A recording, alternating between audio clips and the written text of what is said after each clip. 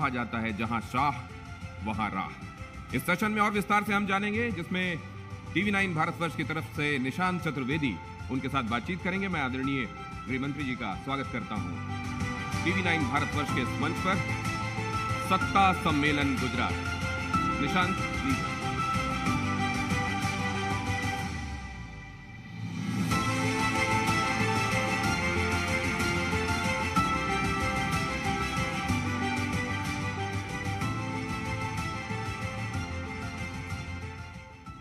बहुत आभार आपका इतना समय व्यस्त है, निरंतर रैलियां चल रही हैं, प्लानिंग चल रही है, उसके बाद भी आपने हमारे लिए समय निकाला।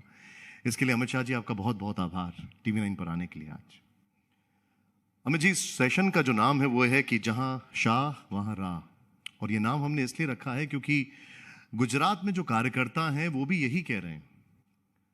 मेरा सवाल ये है कि आप जो राजनीति है उसकी हम शुरुआत, बल्कि जो रणनीति है उसकी शुरुआत होती है, आप हमेशा एक आंकड़ा देते हैं, आप एक फिगर देते हैं हमेशा। क्या होगा वो फिगर इस बार? मुझे लगता है अभी थोड़ी जल्दबाजी होगी, मगर इतना बहुत स्पष्ट हो गया है सभी पार्टियों के मैंडेट पहुंच जाने के बाद कि भारतीय जनता पार्टी इस चुनाव में अपने सभी रिकॉर्ड तोड़ेगी। रिकॉर्ड दो प्रकार के, एक तो सबसे ज़्यादा सीट जीतने का रिकॉर्ड भारतीय जनता पार्टी तोड़ेगी, और दूसरा भाजपा को जो मत प्रतिशत मिला है इसका रिकॉर्ड है, वो भी भारतीय जनता पार्टी तोड़कर प्रचंड बहुमत के साथ फिर से एक बार हम भारतीय जनता पार्टी की सरकार यहां पर बनाएंगे। अमित जी, ये जो मुकाबला है, ये मुकाबला दो तरफा है या त्रिकोणीय है? आप इसको कैसे देखते हैं? देखिए, ऐसा इल्यूजन कई बार गुजरात में हुआ है कि त्रिकोणीय मुकाबला हो रहा है। बहुत साल पहले चिमन भाई पटेल थे, उन्होंने एक किमलोप कर पार्टी बनाई थी। उसके बाद शंकर सिंह वाघेला ने पार्टी भी बनाई, मुख्यमंत्री भी बने, और फिर वो पार्टी के आधार पर चुनाव भी लड़े। और तीसरी बार केशुभाई पटेल जो पूर्व मुख्यमंत्री थे, उन्होंने भी अपनी एक पार्टी बनाई, मगर कोई किमलोप छोड़कर, किमलोप को शायद 11 या 12 सीटें मिली थी, कोई भी पार्टी गुजरात में तीसरी पार्टी 10 का आंकड़ा पार नहीं कर पाई। तो ये बहुत स्पष्ट है कि गुजरात की राजनीति सालों से दो ही स्तंभों पर चल रही है। और मैंने अब तक जितना प्रचार करा है, रैलियां तो खैर पर्चा वापस लेने की तिथि के बाद 2 ही करी है आज, परंतु पहले मैं दीपावली के समय और उसके बाद में पूरे गुजरात में कुल मिलाकर 42 सीटों पर गया हूं। मैंने स्पष्ट देखा है कि ये सीधा सीधा भाजपा और कांग्रेस के बीच में मुकाबला है। अब ये सवाल मेरा इसलिए जरूरी हो जाता है कि अगर आप कांग्रेस की बात कर रहे हैं, आज उनके बड़े बड़े नेता निकलते हुए दिखाई दे रहे हैं, थोड़ा बहुत वो लोग सड़कों पे भी कम दिखाई दे रहे हैं। आपको लगता है वो चुनौती दे रहे हैं आपको? नहीं, चुनौती तो क्या, जनता जो तय करती है वही जीतता है, इसमें चुनौती जैसी कोई बात नहीं। मगर कांग्रेस का यहाँ एक सपोर्ट बेस है, वो वास्तविकता है। हर चुनाव का एनालिसिस अगर आंकड़ों की दृष्टि से निकले तो उनका कभी भी 30% से 25% से कम वोट बेस नहीं रहा है। क्योंकि आपने वोट शेयर की बात की, तो क्या आपको ऐसा लगता है कि वोट शेयर के लिहाज से आम आदमी की जो एंट्री है, ये कहा जाता है कि उनकी एंट्री से कांग्रेस को नुकसान होगा, वोट शेयर में उनके डेंट लगेगा, ऐसा कई लोग कहते हैं, ऐसे कई जानकार कहते हैं, आपको ऐसा लगता है? देखिए, अभी तक एक भी चुनाव गंभीरता से ये लोग लड़े नहीं हैं। तो प्रचार का हाइप और जनता का भरोसा, दोनों के बीच में बड़ा अंतर होता है।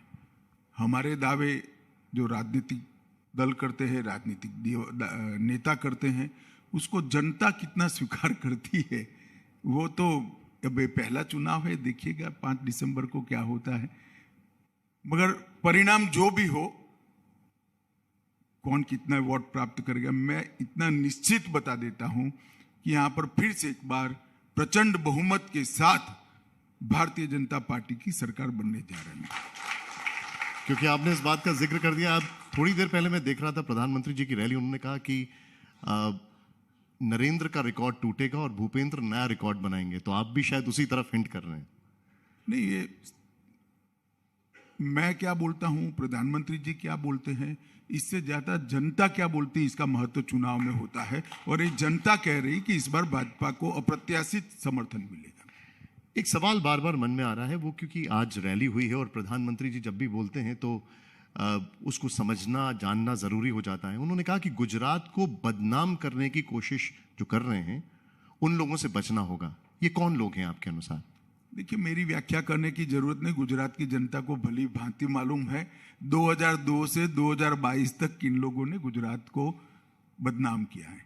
हम हमारी एक विचारधारा लेकर 1950 से राजनीति में, कोई आजकल से नहीं है, उसी विचारधारा पर हम चलने का प्रयास कर रहे हैं। मैं नहीं मानता इसमें राजनीतिक गलती क्या है, मगर हमारी विचारधारा का विरोध करने की जगह इसको विकृत स्वरूप देखकर भाजपा विरोध से चलते चलते उनको ये भी मालूम नहीं है कि कब वो गुजरात के विरोध पर पहुंच गए और कब देश के विरोध पर पहुंच गए। भारतीय जनता पार्टी का विरोध कोई भी कर सकता है लोकतंत्र के अंदर, स्वागत है भाई, जनता को जिसका मानना होगा उसकी जनता मानेगी।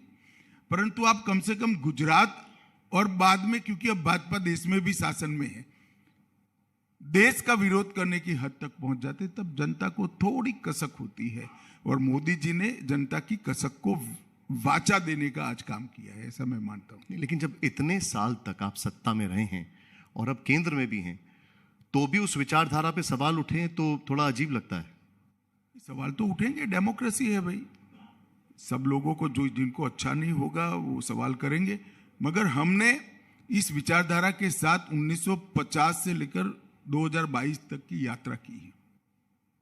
जब हमारी बहुत कम सीटें आती थी तब भी हम कहते थे कि इस देश में धारा 370 और 35 नहीं होनी चाहिए। तब भी हम कहते थे कॉमन सिविल कोड होना चाहिए।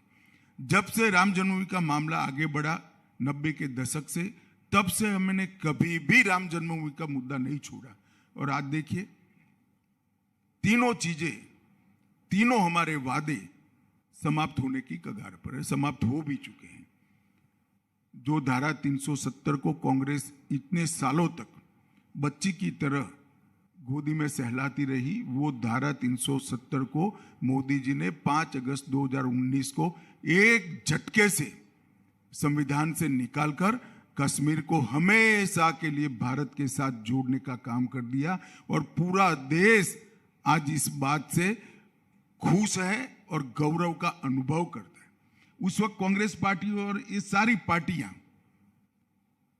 पार्लियामेंट में कहती थी कि धारा 370 हटी तो खून की नदियां बहेगी। खून की नदियां छोड़े, किसी की कंकर चलाने की हिम्मत नहीं हुई है। और आज धारा 370 हट चुकी है और कश्मीर हमेशा के लिए भारत के साथ। राम जन्मभूमि में भी हमें कांग्रेसी हमेशा ताना लगाते थे, मंदिर वहीं बनाएंगे, तिथि नहीं बताएंगे। हालांकि वो सत्ता पर थे, हम तो नहीं थे, हम कैसे बना सकते थे। मगर शायद ताने को सुनकर ही देश की जनता ने तय कर दिया एक बार मौका भाजपा को दो, ताना सही है या इनकी मनसा सही है। और मोदी जी ने मंदिर का भूमि पूजन कर दिया। और मैं पूरे गुजरात के मतदाताओं को कहना चाहता हूं, 2024 का आप अयोध्या का टिकट बुक करा दीजिए, वही जगह पर जहां रामलल्ला जन्मे थे, भव्य मंदिर 2024 में आपको दिखाई पड़ेगा और आप दर्शन कर पाएंगे। हमने कॉमन सिविल कोड के लिए भी, जब से हमारी पार्टी बनी, हमारे एक भी घोषणा पत्र ऐसा नहीं था कि कॉमन सिविल कोड नहीं होगा, नहीं चाहिए, हम हटाएंगे उसको। इसकी भी शुरुआत हो गई है। उत्तराखंड ने कमेटी बना दी, गुजरात सरकार ने कमेटी बना दी, हिमाचल ने अपने घोषणा पत्र में रखा है। और धीरे धीरे देश में एक बहस छिड़ गई है। मुझे पूरा भरोसा है कि कॉमन सिविल कोड पर भी देश की जनता यही फैसला करेगी जो धारा 370 और राम जन्मभूमि के लिए किया है। आपने अभी बताया कि एक कमेटी बनाई आपने, क्या आपको लगता है कि अगर अगली सरकार आपकी आ रही है, जैसा कि आप मान रहे हैं और मैं भी अगर उसको मानूं, तो उसके टाइम तक अगली सरकार में फिर कॉमन सिविल कोड जो है हम उसको होता हुआ देखते हैं? निश्चित ही हो जाएगा। ये कमेटी की घोषणा नहीं करी, कमेटी बन चुकी है जी, उसका अस्तित्व आ गया है। उसने सारे पक्षों से चर्चा कर अब आगे इंप्लीमेंट करना है। राजनीतिक मनसा हमारी बहुत स्पष्ट है। जब कैबिनेट ने प्रस्ताव किया है तो भारतीय जनता पार्टी की सरकार की राजनीतिक मंशा का परिचय तो हो ही गया है और हमारे निर्णय का भी परिचय हो गया है। अब फॉर्मेलिटी आगे करनी है। आप जीत रहे हैं, रिकॉर्ड तोड़ रहे हैं, तो फिर एक सवाल है, फिर इतनी मेहनत क्यों? दिन रात लगे हुए हैं, प्रधानमंत्री लगे हुए हैं, आप लगे हुए हैं, पूरी ताकत झोंक रखी है। देखिए, शायद 24 घंटे से ज्यादा 26 घंटे का दिन होता तो 2 घंटे और लग जाते। आपने भारतीय जनता पार्टी का स्टडी नहीं किया है जी। हम वो पार्टी है जब सत्ता मिलने की कभी भी संभावना नहीं थी, तब देश के प्रमुख राजनीतिक दल कांग्रेस और जवाहरलाल नेहरू के खिलाफ हमारे नेता श्यामा प्रसाद जी ने पार्टी बनाई थी, हमारी आइडियोलॉजी को लेकर बनाई थी। और सहन तरीके से धीरे धीरे हमने देश भर में कई हजारों चुनाव हारने के लड़े हैं, मगर इतनी ही तन्मयता से हमने प्रचार किया है। प्रचार का भारतीय जनता पार्टी का लक्ष्य है हमारी विचारधारा को हर मतदाता के पास पहुंचाना, हर गृहिणी के पास पहुंचाना, हर युवा के पास पहुंचाना। जहां पर भी चुनाव है, मानो अभी गुजरात में, तो हर मतदाता का संपर्क करना, चाहे भाजपा का वो समर्थक हो न हो। हमारा काम है उसके पास जाकर हमारी आइडियोलॉजी के लिए कन्विंस करने का प्रयास करना। और जो भारतीय जनता पार्टी के समर्थक है वो सबको रिक्वेस्ट कर चुनाव के दिन मतदान करा। तो चुनाव हमारे लिए सिर्फ सत्ता प्राप्त करने का रास्ता नहीं है, हमारे संगठन और हमारी विचारधारा को बढ़ाने का, उसको नीचे तक पहुंचाने का और उसको कंसोलिडेट करने का एक बहुत बड़ा जरिया है।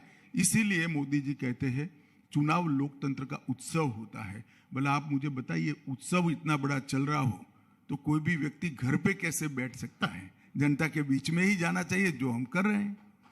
आपने आइडियोलॉजी का जिक्र किया, मैंने एक तस्वीर देखी आपकी, उसमें आप बीच में बैठे हुए हैं, आपके राइट साइड में चाणक्य का फोटो है और लेफ्ट साइड में वीर सावरकर जी का फोटो है। जब आपकी आइडियोलॉजी के जो आइडॉल्स हैं उनको कुछ कहा जाए, और जैसा कि राहुल गांधी ने कहा, तो आपका इस पर क्या रिएक्शन होगा? मैं नहीं मानता इनको कोई इतना सीरियसली लेता है। अब वो कई बार बोले हैं, अब मुझे तो लगता है कई बार कि इनको इतिहास का ढंग से ज्ञान नहीं है।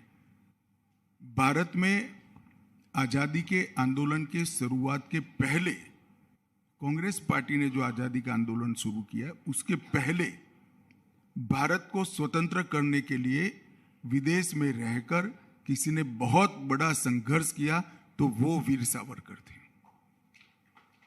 भारत की स्वतंत्रता संग्राम में सबसे पहले किसी की पुस्तक पर अंग्रेजों ने बैन लगाया, सन 57 का स्वातंत्र समर, इस पुस्तक पर सबसे पहले बैन लगा, उसके लेखक थे वीर सावरकर।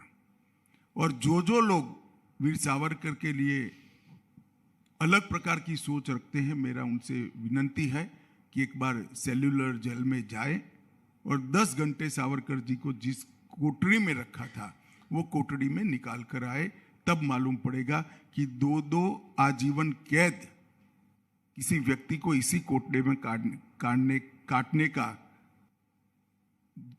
अदालत ने हुक्म किया है, वो आदमी कितना राष्ट्रभक्त होगा। मगर खैर, अब सबकी अपनी अपनी मति होती है, अपना अपना ज्ञान होता है। मगर मैं मानता हूं कि सावरकर जी एकमात्र ऐसा नेता है जिसके पीछे वीर का उपनाम, वीर की उपाधि किसी सरकार ने नहीं दी है, करोड़ों हिंदुस्तानियों ने दी है। और आज कोई सावरकर जी नहीं कहता, सभी लोग वीर सावरकर कहते हैं। जो विरोध करते हैं वो भी वीर सावरकर कहते हैं। हालांकि आपने कह दिया है कि उनको सीरियसली नहीं कौन लेगा, लेकिन एक और सवाल है मेरा, और ये आखिरी सवाल है राहुल गांधी से जुड़ा हुआ। आज प्रधानमंत्री जी ने भी जिक्र किया कि जिन लोगों ने गुजरात में पानी नहीं आने दिया उनके साथ मार्च हो रहा है। जाहिर सी बात है, मेधा पाटकर के वहां पे फोटोज लगे हैं, पोस्टर लगे हैं, इस पर आपकी टिप्पणी क्या होगी? नहीं, सिर्फ मेघा पाटकर ने तो एनजीओ नाते काम करे, कांग्रेस पार्टी ने भी सालों तक नहीं आने दिया। ये जो नर्मदा का सरदार पटेल डैम जो आप देख रहे हैं, इसका भूमि पूजन 1962 या 1963 में जवाहरलाल नेहरू ने किया था। मेरे से 1 साल बड़ा है वो भूमि पूजन, मगर पानी आया 2015 में। तो आप समझ सकते हो कितना रोका है। और जिन लोगों ने एनजीओ के माध्यम से इस डैम को रोकने के लिए गलत प्रचार करके पूरे विश्व में गुजरात को बदनाम किया, जिसका नाम अभी आप बोले मेगा पाटकर, उनको कैसे गुजरात की जनता माफ कर सकती है? ना कांग्रेस को कर सकती है, ना ये एनजीओ का स्वांग धरकर पूरे विश्व में गुजरात की तकलीफ को समझने की जगह उसको बदनाम करने का काम किया। इसको गुजरात की जनता, ना कोई गुजराती उसको माफ कर सकता है, वो सही है। और कई बार मुझे लगता है कि समझे बगैर जो लोग प्रचार करते हैं वो अपने आप ही अपना नुकसान करते हैं। अब मैं आपसे जो सवाल पूछूंगा वो कुछ स्ट्रैटेजी से लिहाज से, भले ही आप इसको अवॉइड कर सकते हैं, लेकिन हम जानना जरूर चाहेंगे क्योंकि आपको मास्टर स्ट्रैटेजिशियन कहा जाता है राजनीति चुनावी। जो मैं हूं नहीं मैं सीधा साधा राजनीतिक कार्यकर्ता हूं। लोगों के बीच में रहता पर्दा पोस्टर लगाता बूथ का काम करते करते आगे बढ़ा हुआ कार्यकर्ता हूं, क्योंकि मेरी पार्टी में कार्यकर्ता को आगे बढ़ाने का इतिहास भी है और संस्कृति भी है, इसलिए मैं आज यहां पहुंचा हूं। 182 सीटों के लिए 4100 से ज्यादा उम्मीदवार, विनेबिलिटी फैक्टर जो है वो कैसे असेस किया गया? देखिए, कोई नई बात नहीं है। स्वाभाविक रूप से पार्टी का काम इतना बढ़ता है, सरकारें अच्छा काम करती है, जीतने की संभावनाएं बढ़ती है, तो ज्यादा से ज्यादा लोग टिकट की मांग करते हैं।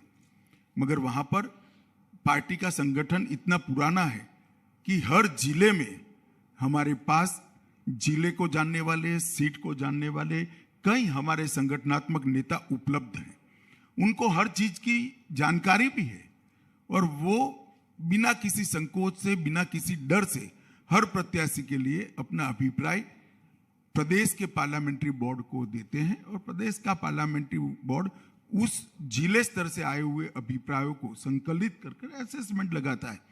फिर भी कहीं कहीं गलती होने की संभावना रह जाती है, मगर भारतीय जनता पार्टी के कार्यकर्ता का पार्टी के प्रति इतना निष्ठा ज्यादा है कि पार्टी की कभी कभार गलती भी हो जाती है तो कार्यकर्ता इसकी खिलाफत नहीं करता है। बहुत कम लोग खिलाफत करते हैं और जो करते हैं वो बहुत लंबे समय से पार्टी से जुड़े हुए भी नहीं होते हैं। हमारे यहाँ टिकटों के बंटवारे में अक्सर इतना लंबा कंसल्टेशन का प्रोसेस है कि गलती होने की संभावनाएं बहुत कम होती। लेकिन इस बार कुछ लोग जो थे वो थोड़ा खुलकर नाराजगी अपनी व्यक्त कर रहे थे, क्या इससे फर्क पड़ेगा? इस बार नहीं, हर बार करते हैं और मेरा 6 चुनाव का अनुभव है, इस बार शायद कम से कम हुआ है। एक और चीज मैं आपसे समझना चाहूंगा, वो ये है कि एक सेंस आप लोगों ने लिया टिकट के टाइम पर, फिर मैनिफेस्टो के टाइम पर भी आपने कई सारी फीडबैक्स लिए। अब जब चुनाव एकदम पीक पर चल रहा है तो पहले और अब में आपको क्या कुछ फर्क दिख रहा है जनता के मूड में या जिस तरीके से चुनाव आगे बढ़ रहा है? देखिए, चुनाव जैसे जैसे आगे बढ़ता है राजनीतिक दलों के प्रचार कम होते हैं और जनता सरफेस पर ज्यादा आती है, जो अब शुरुआत हुई है।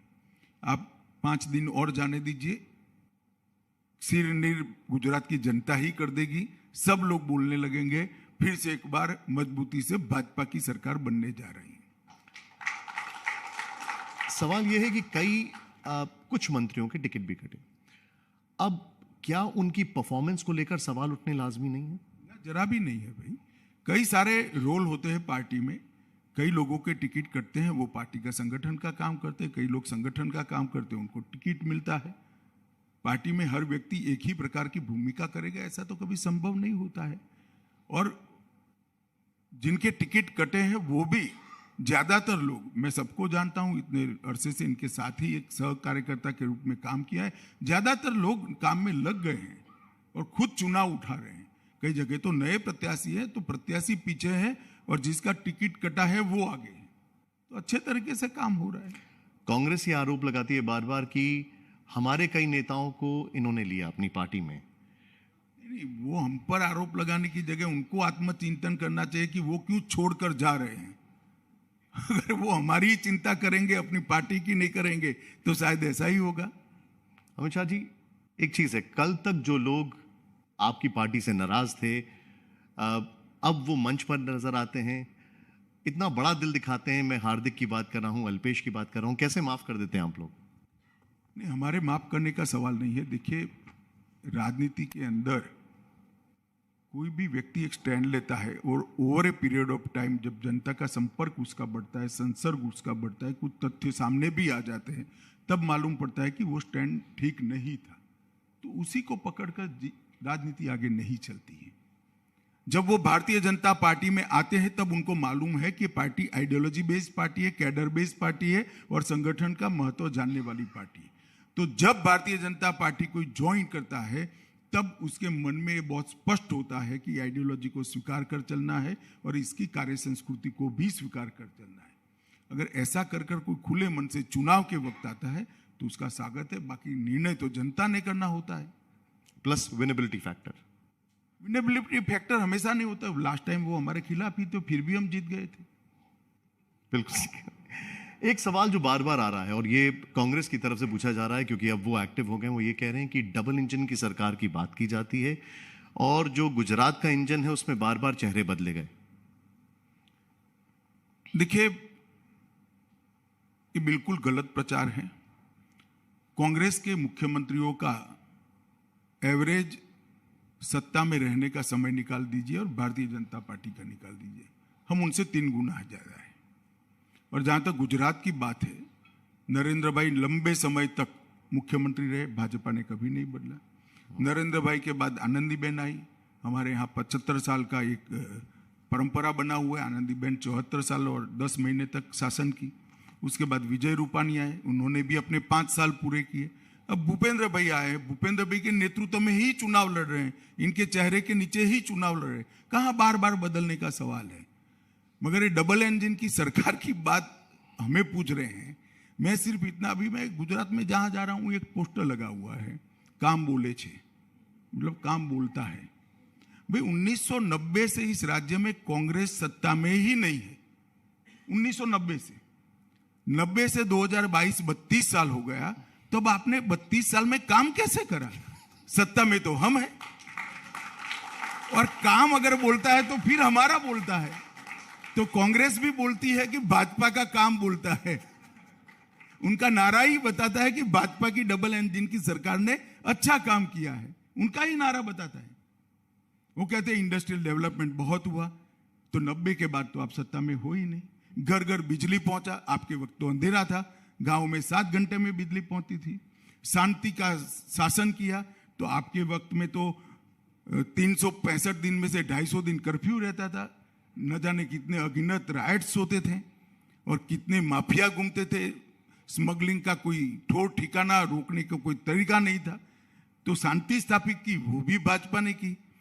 सबसे ज्यादा एफडीआई आया, तो उस जमाने में एफडीआई आने का सवाल ही नहीं था, लाइसेंस राज था। एफडीआई तो 90 के बाद आना शुरू हुआ, तो वो भी हमारे साथ। वो जो सारा प्रचार कर रहे उसमें गलती से उनकी पार्टी का नाम लगा दिया है और जनता उसको भाजपा के नाम से ही पढ़ती है।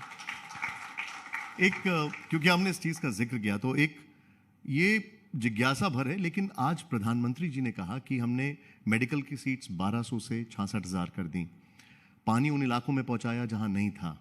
ऐसे उन्होंने कई सारी चीजें बताई और उन्होंने बड़ी एक महत्वपूर्ण बात की कि 25 साल, 20 साल नहीं, आप 25 साल गुजरात का डेवलपमेंट है वो हमको दिखाना है। आपके डेवलपमेंट के ही प्लैंक पर प्रधानमंत्री जी मुख्यमंत्री से प्रधानमंत्री बने, लेकिन फिर आपकी पार्टी को क्यों बार बार हिंदू मुस्लिम, क्यों बार बार मंदिर, इससे जोड़कर रखा जाता है, ये परसेप्शन दिखाया जाता है? तो आप लोगों पर, मीडिया वालों पर निर्भर है। ये एक भी ऐसा मुद्दा नहीं है जो हमने नया ऐड किया है। चाहे राम जन्मभूमि हो, 370 हो, ट्रिपल तलाक को रद्द करना हो या कॉमन सिविल कोड, ये हमारे पुराने मुद्दे जो हम लेकर निकले और ये संविधान सम्मत मुद्दे हैं। संविधान सभा ने भी इसके लिए कहीं ना कहीं हर चर्चाओं में अपनी सहमति व्यक्त की। ये कोई ऐसा मुद्दा नहीं है, मगर तुष्टीकरण के कारण अगर ये मुद्दे आपको पसंद नहीं है तो वो आपका प्रॉब्लम है। जहां तक डेवलपमेंट का सवाल है, ये बात सही है, हमने ही विकास किया है और मोदी जी के नेतृत्व में ही विकास हुआ है। एक इस बार फर्स्ट टाइम वोटर्स काफी सारे हैं और आज खुद इसका जिक्र प्रधानमंत्री जी ने किया। जो एक गुजरात का फर्स्ट टाइम वोटर है वो बीजेपी की तरफ ऐसा क्या है जो बीजेपी की तरफ देखे या उसको बीजेपी की तरफ देखना चाहिए? मैं उल्टा पूछ रहा हूं, ऐसा क्या है कि बीजेपी के अलावे किसी और का विचार करें? सारी चीजें तो बीजेपी के शासन में ही हुई है। रोड को 3 गुना कर दिया, 7 घंटे से 24 घंटा बिजली पहुंचाया। आज भारत का जो एक्सपोर्ट विगत 3 सालों से होता है, इसका 30% गुजरात से होता है। एमएसएमई सबसे ज्यादा रजिस्टर्ड गुजरात से होते हैं। एफडीआई सबसे ज्यादा गुजरात में इन्वेस्टमेंट आता है और कानून और व्यवस्था की परिस्थिति में बदलाव भी गुजरात ने किया है। बड़े बड़े एजुकेशनल इंस्टीट्यूशंस आए हैं।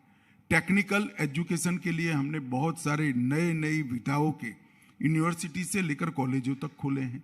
मेडिकल एजुकेशन को लगभग 4 गुना बढ़ावा देने का काम भारतीय जनता पार्टी की सरकार ने किया है। सबसे ज्यादा स्टार्टअप यहीं पर रजिस्टर्ड होते हैं, सबसे ज्यादा इन्वेस्टमेंट यहीं पर आता है।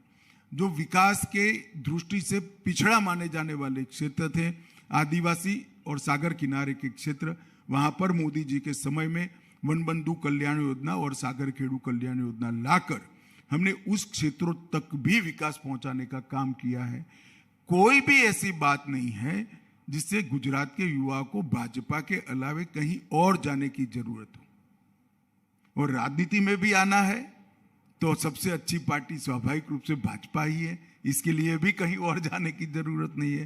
तो गुजरात के युवा ने भाजपा को ही वोट देना चाहिए, ये गुजरात का युवा भी मानता है। और मैं सभी युवाओं को अपील करना चाहूंगा कि मोदी जी ने 8 साल में जिस तरह से भारत को जिस दर पर पहुंचा है, विकास का सिर्फ साइज नहीं स्केल भी बदल दिया है। ढेर सारी नीतियों का सृजन किया है जिसमें आने वाले समय में हर क्षेत्र में भारत ग्लोबल लीडर बन पाए।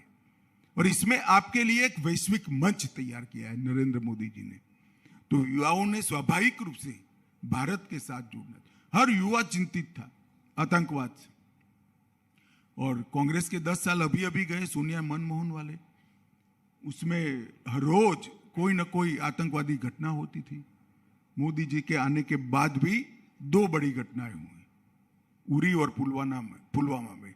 दोनों वक्त सर्जिकल स्ट्राइक और एयर स्ट्राइक कर पाकिस्तान के घर में घुसकर आतंकवादी घटना का बदला लेकर हमारे जवान सफलतापूर्वक वापस आए। तो सुरक्षा है, समृद्धि लाने का रोड मैप तैयार है, शिक्षा के लिए इंफ्रास्ट्रक्चर बना है, स्वास्थ्य के लिए ढेर सारे कार्यक्रम चालू हुए हैं।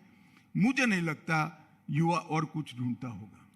हम युवाओं की बात कर रहे हैं और राजनीति में अगर युवाओं की बात कर रहे हैं, एक बड़ा इंटरेस्टिंग फैक्ट मैंने देखा, वो गुजरात में मुझे वाकई में उसने बड़ा फैसिनेट किया। वो ये था कि आधे से ज्यादा वोटर 40 साल से कम उम्र के हैं।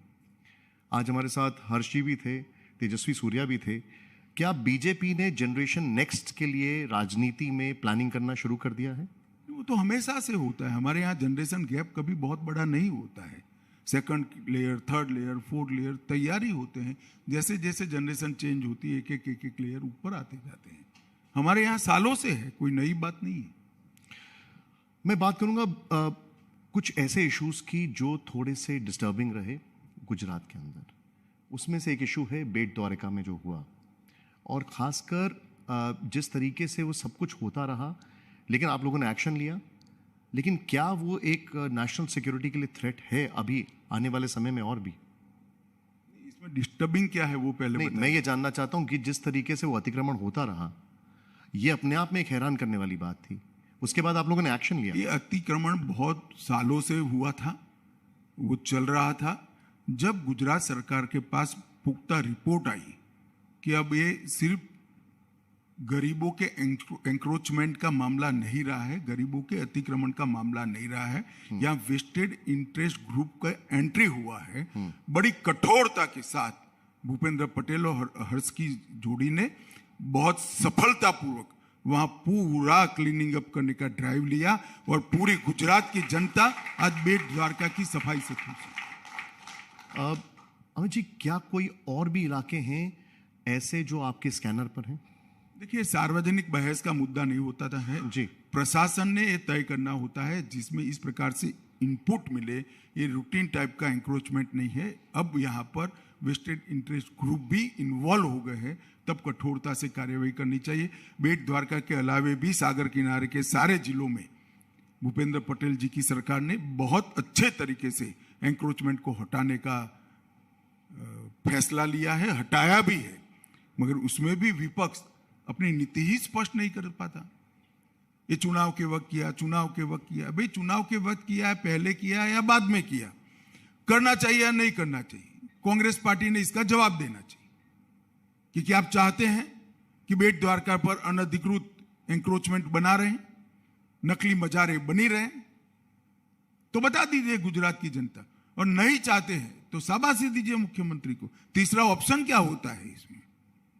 आज हमारे साथ यहाँ पर ओवैसी साहब थे। उनका एक स्टेटमेंट था, जिस स्टेटमेंट पर थोड़ा आपसे मैं रिएक्शन जरूर लेना चाहूंगा। उन्होंने कहा बीजेपी ने मुसलमानों को तो इनविजिबल कर दिया। देखिए, लोकतंत्र में कोई किसी को इनविजिबल नहीं कर सकता, वरना वो आपके सामने कैसे बैठे थे? पूरी दुनिया ने उनको देखा, कैसे इनविजिबल कर सकते हैं भैया? मगर ऐसा कर कर माइनॉरिटी को वोट बटोरने की तरकीबें बहुत पुरानी हो चुकी है, उनको भी ये एहसास नहीं होता है अभी। ये सवाल जो मेरा है वो इसलिए है क्योंकि एक आपकी पार्टी के ऊपर आरोप लगता है बार बार विपक्ष की तरफ से और ओवैसी जी की तरफ से कि आप लोग मुसलमानों को टिकट नहीं देते हैं स्टेट इलेक्शंस में। मैं जब पढ़ रहा था, आप मुझे करेक्ट कर सकते हैं अगर मैं गलत हूं, भरूच के लोकल इलेक्शन में करीब 41 कैंडिडेट्स थे मुस्लिम जो आपकी पार्टी से आए, कई लोकल जो इलेक्शन से, और ऐसे कई बार हो चुका है। तो लोकल बॉडीज में उनको टिकट मिलना या उनके ऊपर विश्वास दिखाना और स्टेट इलेक्शन में नहीं, इसमें कोई फर्क? देखिए, मैंने कहा हम प्रत्याशी का फैसला विनेबिलिटी के आधार पर करते हैं। हमारा कभी ये आधार नहीं होता है कि वो कौन से धर्म से आते हैं। अब विनेबिलिटी जो होती है इसके आधार पर हम फैसला करते हैं, कोई नई बात नहीं। और आरोप हमें हमारी पार्टी के जन्म से लगते हैं, अब क्या कर सकते हैं? हमको आरोप के साथ जीने की आदत भी पड़ गई है और उनको आरोप करने की भी आदत पड़ गई है। अब कोई कौन छोड़ेगा, देखेंगे बाद में। कल कुछ सवाल जो टेरर रिलेटेड हैं, और उससे भी पहले एक सवाल गुजरात का, वो ये था कि गुजरात में हाल फिलहाल आप लोगों ने काफ़ी एक्शन लिया, जो ड्रग्स पकड़ी गई, लेकिन जिस तरीके से ये हो रहा है ये अलार्मिंग है, और आगे ऐसा ना हो इसके लिए क्या किया जा रहा है? देखिए, पकड़ी जा रही है वो ही आगे न हो इसका एक हिस्सा है। ड्रग बेचने का काम भारत से नहीं हो रहा है, विदेश से हो रहा है। और ड्रग पकड़ कौन रहा है? तो राज्य सरकार और केंद्र सरकार दोनों जो भाजपा की है वो पकड़ रहे हैं। तो हम पर आरोप क्या है? हम तो भैया पकड़ रहे हैं, क्या न पकड़े उसको? मोदी जी के नेतृत्व में 4 स्तरीय व्यवस्था बनाई गई एनकोड नाम से, जो सबसे ऊपर है केंद्र सरकार में, उसके नीचे भारत सरकार के सचिवों की व्यवस्था है, बाद में हर राज्य के मुख्य सचिव की अध्यक्षता में है, और बाद में जिले की अध्यक्षता में, जिला कलेक्टर की अध्यक्षता। ऐसी व्यवस्था कभी बनी नहीं थी। ये 3 साल में मैं आंकड़े देना चाहता हूं। अब तक भारत के इतिहास में 3 साल में सबसे ज्यादा पकड़े गए ड्रग की मूल्य 700 करोड़ रुपए था। मैं फिर से एक बार कहना चाहता हूं, 700 करोड़। और ये 3 साल में 20,000 करोड़ रुपए के ड्रग को पकड़ने का काम सेंट्रल और राज्य की एजेंसियों ने किया। और हमारा संकल्प है कि हम नशा मुक्त भारत बनाएंगे, ड्रग फ्री इंडिया की रचना करेंगे और ड्रग के कारोबार को भारत में बढ़ने नहीं देंगे। और उसमें भी भूपेंद्र पटेल सरकार ने और हर्ष संघवी गुजरात के गृह मंत्री ने बहुत अच्छा काम किया है। गुजरात के अंदर बड़े बड़े बंदरगाह हैं, वहां जो अनधिकृत रूप से ड्रग आती थी, चैनल प्रस्थापित करके उसको पकड़ा है। और गुजरात की दरियाई सीमा के बहुत बीच दरिये में से भी ड्रग को पकड़कर लाने का काम गुजरात सरकार ने किया है। और इस अभियान को बहुत अच्छे तरीके से चला। इसमें आरोप क्या है? हम मानते हैं कि इस देश में ड्रग के कारोबार पर नकेल कसनी चाहिए, उसको नष्ट कर देना चाहिए। कल आपकी मैं स्पीच सुन रहा था, नो मनी फॉर टेरर, उसमें आपने एक बहुत बड़ी बात की। आपने कहा कि देश में जो पूरी दुनिया में जो संगठन है उन सबको एक साथ आना चाहिए। पीएफआई पर आप लोगों ने बैन लगाया, लेकिन लॉन्ग टर्म वे पर अगर देखा जाए तो आपको लगता है कि ऐसे संगठन मशरूम और ना हो, उसके लिए कोई स्ट्रैटेजी तैयार की गई है? देखिए, जब संगठन विजिबल तरीके से सामने आता है और ये प्रस्तापित हो जाता है कि अब इस समाज सेवी संगठन नहीं रहा, भारत के आंतरिक सुरक्षा के लिए खतरा बना है, तभी इस पर बैन लगता है। पीएफआई देश के युवाओं को गुमराह कर आतंकवाद की ओर धकेलने का काम कर रही थी। वो सब रिकॉर्डों से प्रस्तापित होने के बाद भारत सरकार ने मोदी जी के नेतृत्व में फैसला लिया है पीएफआई को बैन कर दिया जाए, और देश की सभी राजनीतिक दलों ने इसका स्वागत किया है। आपने कल एक और चीज कही, वो ये थी कि एक ट्रांसपेरेंसी होनी चाहिए, और आपने ये कहा कि सभी मुल्कों को इस पर एक साथ आना चाहिए। क्या आपको लगता है कि वो ट्रांसपेरेंसी दुनिया के और देशों की तरफ से अभी थोड़ी कम दिख रही है? देखिए, कई बार देखने में आता है कि अंतर्राष्ट्रीय संगठनों में आतंकवादी संगठनों और आतंकवादियों पर प्रतिबंध लगाने के मामले में जियोपॉलिटिकल इंटरेस्ट हावी होते हैं। कल मैंने ये कहा है कि बियॉन्ड जियोपॉलिटिकल इंटरेस्ट सबने मेरिट्स में ट्रांसपेरेंसी के साथ आतंकवादी और आतंकवाद के खिलाफ की मुहिम को मजबूत करना चाहिए, और मैं अपने बयान पर कायम हूं। सबने अपने अपने जियोपॉलिटिकल इंटरेस्ट से ऊपर उठकर आतंकवादी और आतंकवादी संगठनों पर प्रतिबंध लगाने का काम करना चाहिए। क्योंकि अभी आपने जिक्र किया राम मंदिर का, और इसके लिहाज से एक सवाल, जो अरविंद केजरीवाल हमेशा जब भी राम मंदिर का जिक्र होता है या उससे जुड़ी हुई कोई बात होती है तो वो अपना एक कुछ स्ट्रैटेजी लेकर आ जाते हैं, और कई उसके उदाहरण दे रखे हमने। जब आपने भूमि पूजन किया तो अक्षरधाम मंदिर में उन्होंने उसका एक डेमो बना दिया, फिर कई लोगों को उन्होंने अयोध्या भेज दिया। इस बार वो लेकर आए गणेश लक्ष्मी, कि नोट पर गणेश लक्ष्मी होना चाहिए। क्या कहेंगे आप इस पर? देखिए, मेरी कोई टिप्पणी नहीं है, देश की जनता तय करेगी। इस तरह से टोचकों के कारण पॉपुलैरिटी मिल सकती है, नहीं मिल सकती है। धर्म के प्रति श्रद्धा का जो सवाल है, कोई एक स्टेटमेंट से कभी व्यक्त नहीं हो सकती। इसका बड़ा लंबा इतिहास होता है व्यक्ति का और पार्टियों का, और मुझे लगता है कि इसके आधार पर ही देश की जनता निर्णय करती है। अब 5 तारीख को चुनाव समाप्त हो जाएंगे, 8 को काउंटिंग भी हो जाएगा, और गुजरात की जनता इस पर अपना फैसला भी सुना देगी। एक ऐसा सवाल जो शायद आपसे अभी तक पूछा नहीं गया, लेकिन मैं जरूर जानना चाहूंगा। पूरी दुनिया में एक अजीब सा ट्रेंड है, और वो ट्रेंड है हिंदू फोबिया को लेकर। लेसेस्टर में हमने देखा अभी किस तरीके से चीजें हुई, और जो चीजें पहले सिर्फ हम बांग्लादेश, पाकिस्तान या अफगानिस्तान में देखते थे, अब वो हम जर्मनी में देखते हैं, इंग्लैंड में देखते हैं, कनाडा में देखते हैं। आपकी इस पर क्या राय है? देखिए, फोबिया जिनको होता है उनके लिए प्रॉब्लम होता है, जिनके लिए होता है उनको कोई प्रॉब्लम नहीं होता है। तो अब रिपेयर जहां करना है वहां लोग करते रहे, हमें कोई। लेकिन क्या इसको लेकर आप लोग जो जिस तरीके से हेट क्राइम बढ़ रहे हैं उसको लेकर आप लोग इंटरनेशनल मंच पर काफी कुछ कर रहे हैं? देखिए, इंटरनेशनल मंच पर क्या बात करनी, ऐसे सार्वजनिक कार्यक्रमों में नहीं कहा जा सकता, और अब मुझसे तो नहीं ही कहलवा सकते। तो वो जब मंच पर हम जाएंगे तब बताएंगे भारत की नीति क्या है। मेरे 2 सवाल हैं, ये पर्सनल सवाल हैं। इतना व्यस्तता है, इतना सब कुछ है, घर के लिए आप टाइम निकाल पाते हैं? बिल्कुल टाइम निकलता है। मेरे परिवार में किसी को कोई फरियाद नहीं है, मेरी दोनों पोतियों को भी जरा भी फरियाद नहीं है। मैं पूरा टाइम देता हूँ। और आप तो देश के होम मिनिस्टर हैं, जो आपके घर के होम मिनिस्टर हैं उनके लिए भी टाइम होता है? जी बिल्कुल, वो पूरी तरह से मेरी पत्नी मेरे हर प्रकार के प्रयास में मदद करती है, और वो मदद के कारण ही काफी कुछ हो पाता है। जब आप हमेशा इतने क्रिटिसिज्म के निशाने पर रहते हैं तो घर में क्या रिएक्शंस होते हैं? आदत हो गई है? हमारे घर में राजनीति की कोई चर्चा नहीं करता, क्योंकि मेरे अलावा कोई राजनीति में है ही नहीं। मैं अकेला राजनीति में, तो चर्चा किसके करूं? बाकी सारे लोग हम परिवार की ही बात करते हैं। अमित शाह जी, बहुत बहुत शुक्रिया, आपने समय निकाला, हमसे बातचीत की।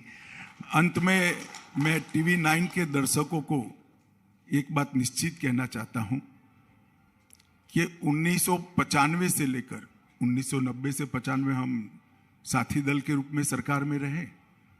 95 से लेकर 2022 तक भारतीय जनता पार्टी का यहाँ शासन रहा और 2001 से लेकर 2014 तक मोदी जी यहाँ पर मुख्यमंत्री रहे।